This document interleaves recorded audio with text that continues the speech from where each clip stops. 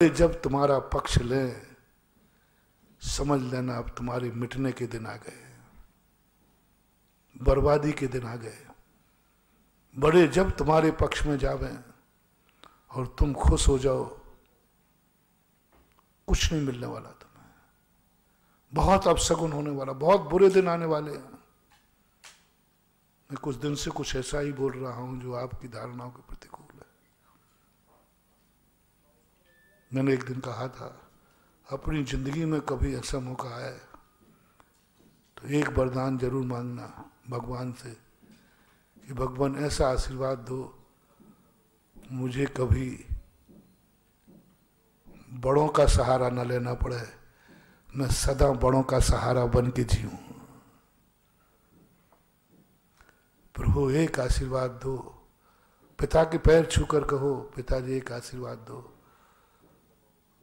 मुझे कभी तुम्हारा सहारा बन के न जीना पड़े, सदा मैं तेरा सहारा बन के जीऊं। एक बेटा बाप के सहारे जी रहा है और एक बाप बेटे के सहारे जी रहा है। एक बेटा कह रहा है मैं बाप का सहारा बनूंगा और एक बेटा कहता है बाप तो मेरा बाप होकर सहारा नहीं बनता है। एक बेटा बाप का सहारा लेना चाह रहा है तो बाप होकर मुझे सहारा नहीं दे रहा है। और एक बेटा कहता है पिताजी मैं जिंदगी में तेरा सहारा बनता रहूं, तू मेरा सहारा नहीं। बड़े होने के बाद एक पिता बेटे को सहारा देकर के चला रहा था,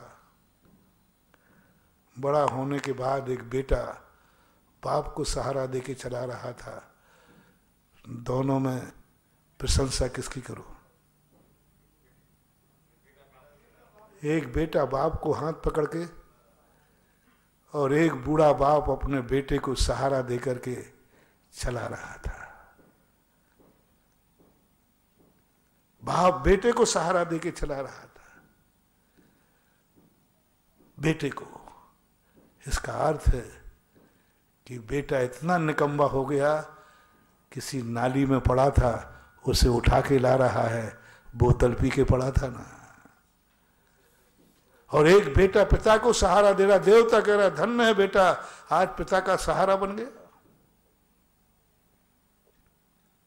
यही बात मैं 2-3 दिन से कह रहा हूं, भगवान तू मेरे कभी काम मत आना, तू मेरे काम कभी मत आना, ऐसा आशीर्वाद दे मैं सदा तेरे काम आता रहूं। तेरा कुछ भी मुझे नहीं चाहिए, मेरा सब कुछ तेरे लिए है। तू मेरे काम मत आना भगवान, मैं तेरे काम आऊंगा। तू मेरा रक्षक नहीं है, मैं तेरा रक्षक हूं। तू मेरा बॉडीगार्ड नहीं है, बोल दो ना, तुम किसको बॉडीगार्ड बना रहे हो? शर्म करो रे। भगवान मेरी रक्षा करो, कभी मन में लाओ, वो दिन कब आएगा भगवान जब मैं तेरी रक्षा करूंगा।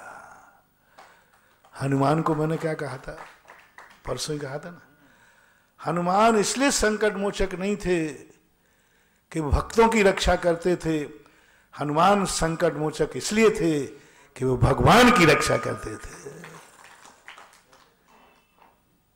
कभी सौभाग्य मिले महानुभाव, जन्म जन्म तक तुम्हारे लिए पुण्य साधना पड़ना पड़े, कभी तुम्हारी जिंदगी, हमारी और आपकी जिंदगी भगवान के काम आ जाए।